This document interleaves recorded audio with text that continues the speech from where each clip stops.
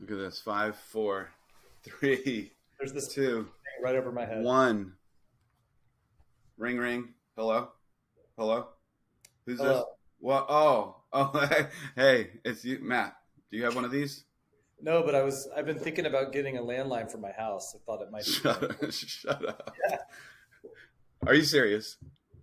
I was sort of thinking it might be. I was like, that'd be kind of cool to like get an old school looking phone and like put it on the wall. A And I rotary think at phone? this Or point, just like people buttons? that would be really cool. Just people would come over and be like, "What? You know, can I call somebody?" I know they would want to call people. Like I would actually want to call someone if I saw a real phone Yeah, at someone's yeah, house. I for mean, sure. just say it. It has to be like a lime green one or something, like that old school like pea green color. I have like a multicolored one on the wall out in the garage with my vintage toy collection. Anyway, this is Matt Kriegel. Matt Kriegel, we've been friends for a minute. A Yeah. minute. hmm 30 years? I don't know. How old are we? Old.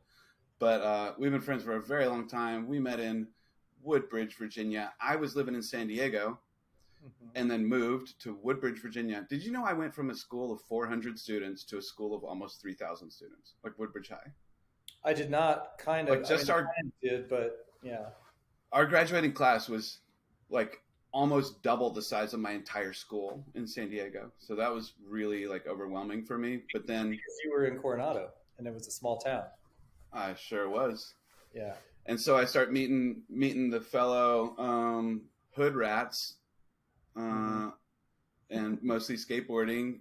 Brought us together, and music, and yeah. So Yeah. I those were remember good days. the first day I met you. Are you serious? Yeah. You remember that? Yeah. It was the shopping center in Lake Ridge. You were where we used to go skate at the bank, the drive-in, the telling machine kind of thing. Yeah. Sure. And you were like some random guy that rolled up and we're throwing down like lip slides on the curb. And no, not many of the homies around at that time could do that trick. Uh It was huh. just a whole different skill set. Like you could tell back then. And I was like, "Who's this dude?" They were like, "Oh, Mike, I'm from California." And I was immediately like, "California? Tell me more." Dude, You I were didn't like even think about. when I I didn't first even met. put that together. I didn't even put that together until literally right now Yeah. that we're going to be talking about your move to California. But I had just come from California to Virginia, and you hmm went from Virginia to California. Mind Oh, that's blown. crazy. I mean, it has you're a big reason that the I think you have a lot to do with my story of how I'm here Yeah, that's awesome. even. So, so we'll go back to high school and hanging out, doing our thing. Graduation's approaching. I go off to college in New Jersey, and you were taking like community college classes and stuff, right at Nova, Sure. Yeah. and then still living at home. Did you move out, like into an apartment or anything? No, I never moved out. I kind of started looking at schools, and I just kind of got overwhelmed with the whole academic applications and SAT scores and finding a place. And I feel like my parents didn't really follow that exact same path, so they were kind of just going with it too. But I Yeah, definitely looked at some schools, but I don't think it just none of it felt. It all felt unreal to do that, and yeah, it was much easier to sort of to sort of just go to community college while they tried to figure it out. I didn't want to be wasting time, so I started going to community college. My dad went to community college as well, so it was like, right, let's do that for a little bit while I figure it out. yeah. And so still skating a ton, and then were you like you were like super artistic, and I always appreciated your art style. Like when I would see the stuff you'd work on in like high school art classes, I was like, oh, Kriegel, he's got like such a cool style of your artwork. Like we were both kind of like crazy artist guys. I just thought it was So because I was a skateboarder and like punk rock music and stuff. I just thought that's what it yeah, was about. I mean, tons of and artwork, yeah, stickers everywhere, and yeah, dude, the ceiling of your car that was covered in yeah, stickers. yep. Primer gray 1979 Toyota Corolla covered in stickers. And then Uh, you sold it to somebody. Who'd you sell yeah, it to? it's Eric Valencia. Bought it No for, like, way. I think $250. Yeah, he was stoked, and I was jealous that he had it because I had, yeah. I mean, I often today wish, man, I wish I had that car right now. No I mean, way. it would be a pile at this point, but Of a course. car like that was just so fun. Right. Right. Anyway, So I'm off at college because I'm not even sure exactly like when this moment really became real for you, where you decided I'm moving to California, and it was a really big deal for the homies when you really started getting serious about it. Did you go out and visit first and come back? We went yes, when we graduated. We went out there to San Diego for what, like a week? this is hilarious that you're asking me this, Mike Hall.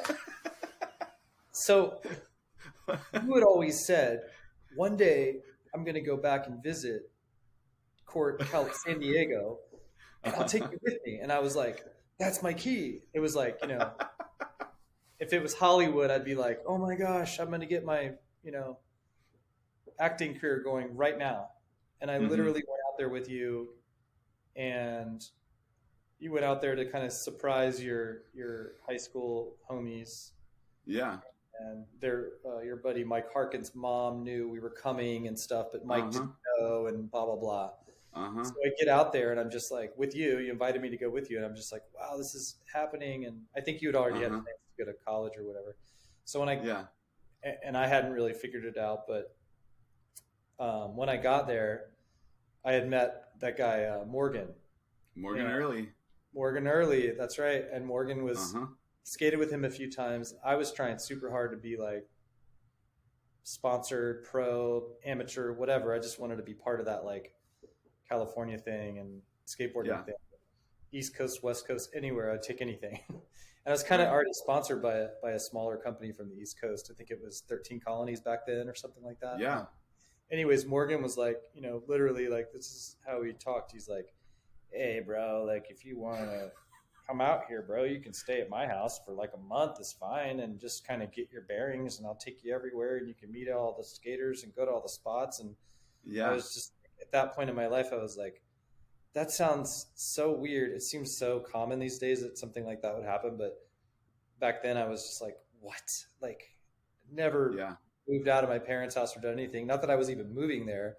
I was just thinking like, I'm going to come out there and stay with Morgan until I find a place to live or something. And as Right. scary as that sounded, and the fact that I didn't really know him or anybody that well, Mm-hmm. it was something that I was just like, I'm going to do that. I have to do that. Like, that's like my break. I have to do it. So Yeah. I think about 6 months later, I did that. And Well, yeah, Matthew, we had we yeah, we had a going away party for you. yeah. I look the same. Oh my gosh. You do not look the same. Not really. Oh my gosh. Yeah, it's kind of embarrassing almost to talk about, because like all the friends and my girlfriend at the time, that was pretty heartbreaking. Yeah. It was like something that I just truly had to do, Mm-hmm. because it's what I wanted. I wanted to be a skateboarder. I didn't want to go to college. I literally wanted to go there, and that was the life that I'd always dreamed of. Like, at the time, like, I knew I was going to miss my family, my friends, but I just kind of Mm-hmm. thought that this was the way to like make it. And, I'd always Right. come home and see everybody, and it wasn't like I was not going to ever talk to anybody again. Mm-hmm. I just knew I had to do it. And, yeah, you guys organized like a surprise birthday party, and everybody came and gave me gifts and wrote cool letters that I still have. And these letters that were basically like, have a good life and stuff. And I always thought you were cute, whatever, like girls said Did I stuff. write that one? You did, yeah. No, um, there's people And I have. it was Kind of in just my basement too. yeah, in your basement. I Yep. think you got the Subway party sub or something. Yes. Even some of the like older cool dudes came around and kind of crashed the party, and like that I didn't think thought much of me and kind of like gave me a high five. So that was really cool. The That embarrassing is part cool. is that I was back in Virginia in like a month. Really? Yeah, See, you know these details. I forget these details. So you were back in Virginia after a month because Morgan, it didn't work out with Morgan, right? I was with Morgan. Everything was fine, and and I was meeting some of his friends and stuff, and everything was pretty cool. It was one of the guys, kind of, and there was a girl, his ex girlfriend, and her little girlfriend crew. Mm-hmm. I kind of got to know them, and they were like, they saw me, and they were like, "Oh, fresh meat." And at a party, she totally came on to me and was like sitting on my lap and all this, and I was like terrified because I was like this really pretty California girl, like the girl that I thought I was dreaming of, even though I Yeah. loved my high school girlfriend to death at the time. There was still this Right. sort of vision of like, I, oh my gosh, like this is Right. happening. I'm at a party in Mission Beach and like Uh-huh. in California, like this is legit. And I kissed her, and the next day I was super hungover. Like I threw up Oreo cookies. I remember that. I told Morgan, I said, dude, I kissed Kristen last night. And he was like, dude. And I was like, but I'm so sorry. Like, I didn't want to. And I mean, I did want to, but I was like scared and I didn't think I should do it. And blah, blah, blah. He was like, whatever, bro. I get it. I would have probably done the same thing. And I was so hungover. So I'm like laying on the couch all day. He went out to skate or go out and hang out with some people. But Mm-hmm. all of his like crew, they kind of got this like tribal mentality. And I basically got a phone call from Morgan. And he's like, we're all coming back to the house in like an hour. I don't think you should be there. Tyler, this one dude, Tyler, wants to like kick your ass or whatever.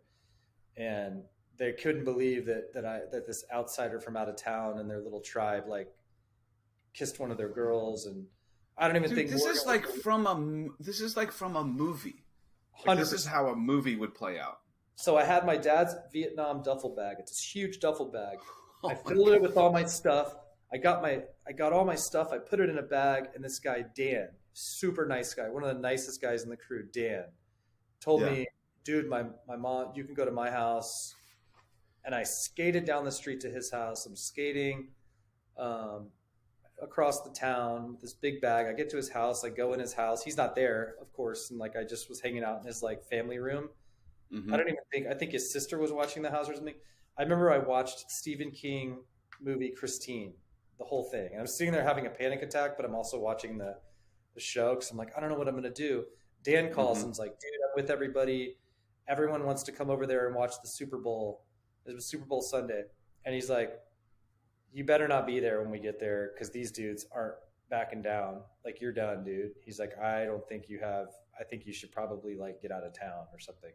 And I was like, so I grabbed my dad's duffel bag, go out to the street, skate down the street. There's a liquor store that's still there. I went to the liquor store to call your mom.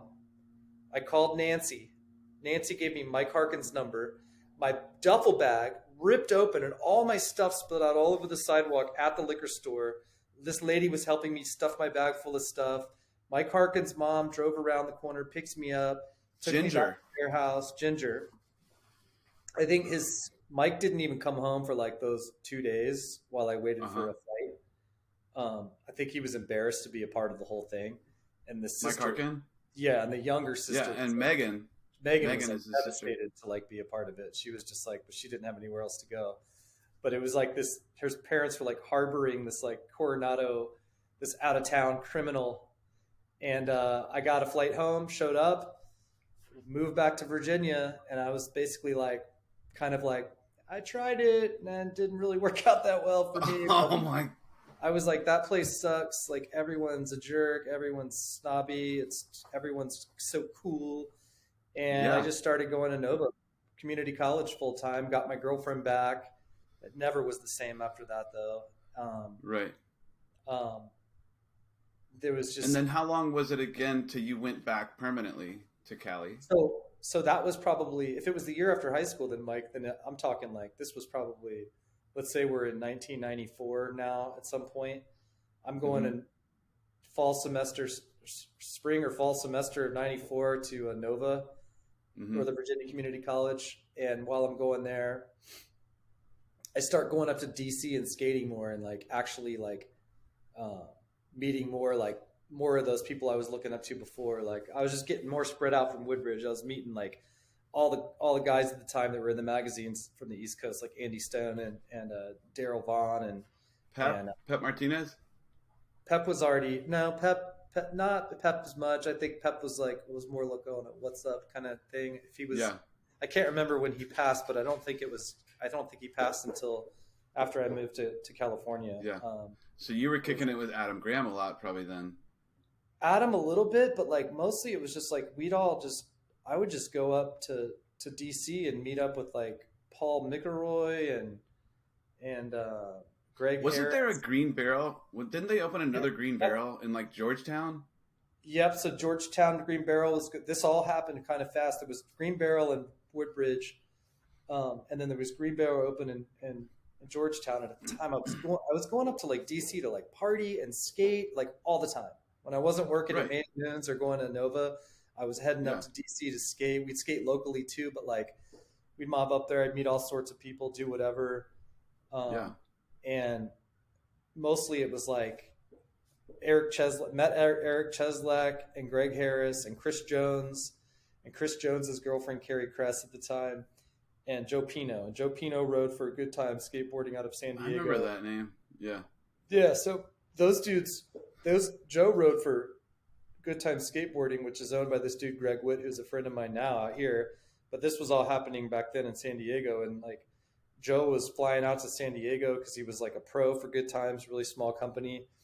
Mm-hmm. And ended up getting a girlfriend in a house. And Chris Jones and Carrie were like, we're going to drive the station wagon out to San Diego and move there. Would you want to come with us? I know you want to move to California. Because at this time I kind of like gotten over the whole those guys are jerks thing, and like I wanted to come to Right. California on a different Right.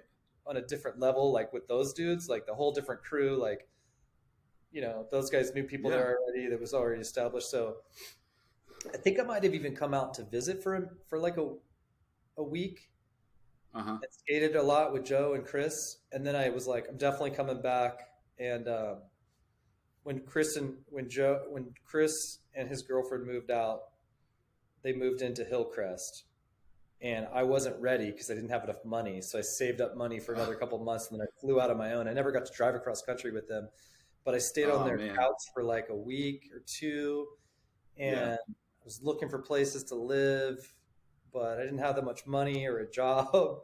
And eventually, Carrie and Chris kind of got me out of there and Mhm. pawned me off on Joe Pino and his girlfriend. And then Joe Pino's girlfriend kind of got sick of me and just living on the couch, and pawned me off on this girl, Janice, who had a studio apartment and was from Canada and was super cool. And she needed a roommate and just to make the rent cheaper. And I moved in with her, and then sort of started Yeah. meeting all sorts of different people. And eventually we moved into a different house together. Mike Sally moved out, Brandon Ho moved out, Sketchy Oh, Rick, wow. just all these different time periods Yeah. and different houses and Yeah. different times of struggles and fun. But it was What do you think, like, if you just imagine for a second, what do you think your life would be like right now? What would the trajectory have been, and where would you see yourself right now had you never left Virginia? You were still in like Northern Virginia, DC, like that little circle of people, and you just never had the guts to just go. What do you think? Like, yeah, I can think you about imagine it? it's hard to imagine because I don't think I would have let myself become stagnant because I wouldn't have been able to pull. I would have just become a pile. I would have just drank myself to death, or just failed at life in general. I had to do something inspiring. I had to move. I had to do something. I was at a place where I was just like, I mean, maybe I would have moved to DC. Maybe I would have, eventually moved. I'm sure me and Mike Sally would have figured something out. We would have moved to Florida. I mean, I would have gone somewhere. But if I just never stayed and I finished Nova, and I got a job locally. I mean, I just can't even imagine it. I mean, I know it's kind of it's not, I mean, I'm trying to respect anybody who might have done that, but to me it sounds so dark and so sad and so final and just depressing. I can't even, it's almost like life. If you, like it's like reading a book, and where's a book? Here's a book. Here's a book just sitting here. Oh, I'll get Harry Potter, Goblet of Fire. But it would be like if chapter 1 was like 20 pages, you're like, all right, cool. I'm getting to know this story. And then chapter 2 is like another 15 pages. And then chapter 3 is this long.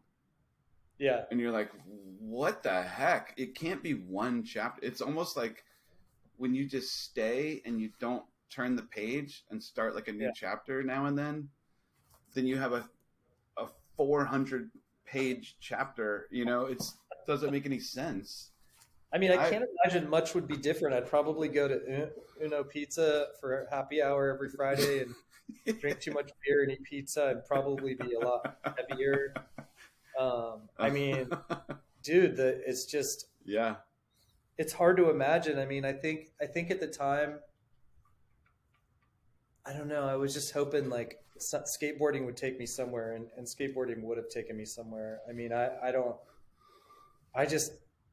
so about, college was just not my thing. I wasn't into sports. I wasn't scholastic. Right. I just didn't interest me in any way. It scared the crap out of me. It was intimidating. Dude, you dropped a public speaking class because you found out you had to make a speech in front of everybody and you dropped it. I don't remember exactly dropping the public speaking class, but if I signed up... Or it was something like that where you knew you had to give a presentation and you're like, I'm out. So when I was in Nova, I had this English class where the format was everyone sat in a circle. And oh, gosh. She graded you on, how much you participated in class, in these conversations and stuff. Uh-huh. And it just got to the point where I never talked. And it was so apparent that I was the one dude that never talked, that I was past no return. I couldn't talk. I would never have talked. It was just too big of. I felt like if I talked, everyone would be like, "Oh my god, that guy talked." And it seems so weird because, like, I feel it. I feel that anxiety and stuff, and I get it. I don't know. I guess I'm not, thank God I'm not that person anymore. I'm so much more grown up now. But at the time it was just like, I was stuck in like this psychological loop of like, I couldn't just paralyzed step out of that stuff. Yeah. And like I just talked to the teacher and told her I was dropping out. I think I told my parents. Got you. And I went to a psychologist and did you really? Yeah, sure. The English teacher was basically like, you can drop out. I'll not give you an F. I'll give you like a C or something that didn't totally hurt my GPA or let me at least pass or something. But she was like, you have to promise me that you're gonna, I had to write a couple of papers, and I had to, I promised to go see like a therapist or something. Mm-hmm. I can't imagine if she followed up on that, but she was cool about it. She was understanding, and she was like, yeah, you need to like nip this in the bud. You need to figure it out. Yeah. And I was like, yeah, I'll figure it out. I'm going to California. Right. But I mean, in hindsight, when, I remember being here for a little while and then finally realizing like, okay, it's time to start taking it seriously and going to community college out here. Mm-hmm. And ended up, they were offering a graphic design class. And I remember calling Eric Nowak and because I knew he did graphic design in college, and asking him like, what is graphic design? And like, should I do that? Like, is that like a real thing? Like, is that like a joke? I mean, there was graphic design when we were younger, Mike, but it wasn't on the computer. It was more like a blue collar kind of a weird like Yeah. thing. You worked in a Yeah. print shop. It's very Right. manual, and I just always thought Right. like, oh, that sounds terrible. But I mean, now it kind of actually sounds cool. I would love to do that, but like do all that stuff with my hands, work with my hands. But Yeah. it was weird because of the introduction of computers and the introduction of how that changed the face of marketing and Right. things like that. It really just validated graphic design as like a real field, like a real Yeah. computer tech field almost. And I just slid right into it. I mean, it was not a far cry from drawing. And you worked at Emerald City doing graphic design at Emerald City, right? No, no, Right? actually, No? one of my first shop sponsors. So this Uh-huh. guy, Emerald City Skate Shop, Surf Shop, yeah, by the way. so we moved to this house, and upstairs was Chip Adams from Baltimore, who I'd Okay. skated with a couple of times, and we both had rode for the same company at the time, like in the East Coast 13 colonies, but we had never like really, we've only skated together like twice. And he's Yeah. like, no way, you live downstairs. Cool. He's like, I got this shop sponsor, Emerald City. You should give me one of your sponsor me tapes and I'll see if I'll put you on the team. So that worked out. Then the team manager there named Paul, he ended up, having a kid at 21 and getting a job for San Diego board shops, which was to us at the time. San Diego. All That was shop. it. Yeah, they're in the malls. Like Yeah. like Emerald City was like two shops, but Right. San Diego Right. was Right. like a mall shop. And Paul Yeah. wanted to take his team riders from Emerald City and bring them over to San Diego. So he had to kind of like bribe all of us, like, okay, I'll give you like 2 boards a month and 2 Yeah. sets of wheels and whatever. So eventually I was like, fine, I'll do it. And I left Emerald City and went to San Diego. And then one of the first things Right. Paul did was like, he was like, hey, I want to make posters to hang in all the stores of our team. Yeah. Yeah. I know you do graphic design. Can you make a poster? So I was like, yeah, man. And I whipped together a poster of myself because I had a photo of myself, like Uh-huh. doing a Smith grind on this old refrigerator. And I put like flames around it and put the San Diego logo at the top. And Yeah. then there was another team rider, the guy that I still love and skate with all the time, Steve Roach. There's a picture of him doing a frontside air in a pool, and I did the same thing. Uh-huh. Put the logo, put flames around it. Steve Roach, team rider, and they just loved it. They had never had anybody do anything graphically that was like Yeah. on brand or like So sick. cool. Everything was like some surfer dude trying to make a trying to make a skate Right. graphic. Right. Right. It Right. always Right. kind of cheesy and made they wanted San Diego to look cool, and here we got these group of guys that Yeah. were actually out in the streets skating and kind of had like an edge Yeah. and that became so before I even finished community college, I started working there full time as a graphic designer, and that just I couldn't believe it. I was like, I got a salary. I was getting salary to go there. Yeah. every That's day. sick. That's like the dream. And Kind then, of, yeah, it just like happened, and all of a sudden I'm like yeah.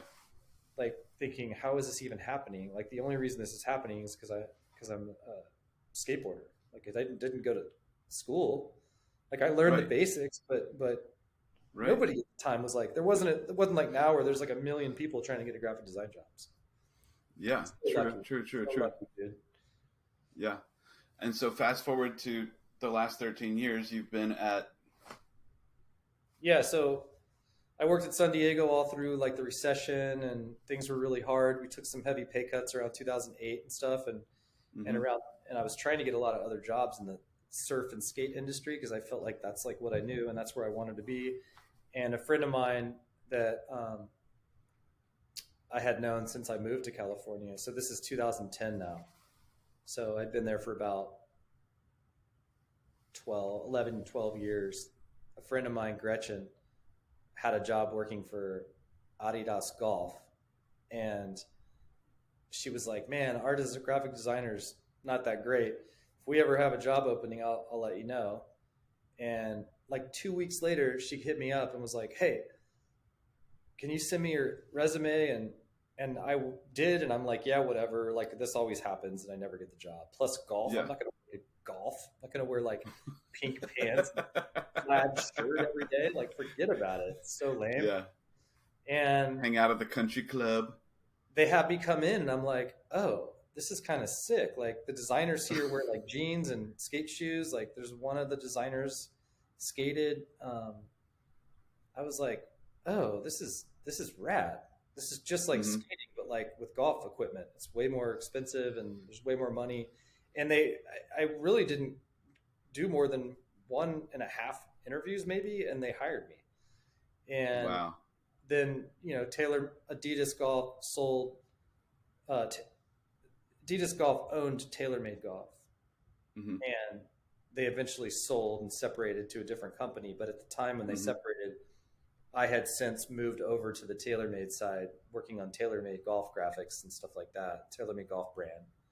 So when they split, I was just left at TaylorMade. So it's not like I went from Adidas to TaylorMade. It was just kind of like I landed there. Yeah. Yeah, I've been here for a long time. So yeah, I love it, I man. play golf now. Yeah, and I skate as much as I possibly can. And Yeah. I skate once in a blue moon these days, but I still got a board in the garage. Usually keep it in the back of my car and roll around here and there. Yeah, it's something it just never leaves you. It's just in your veins, you know? Oh no, I go down the scroll hole on Instagram like every day, all the time, looking at skate videos, and I'm just like, what am I even doing? Like, it's just like what I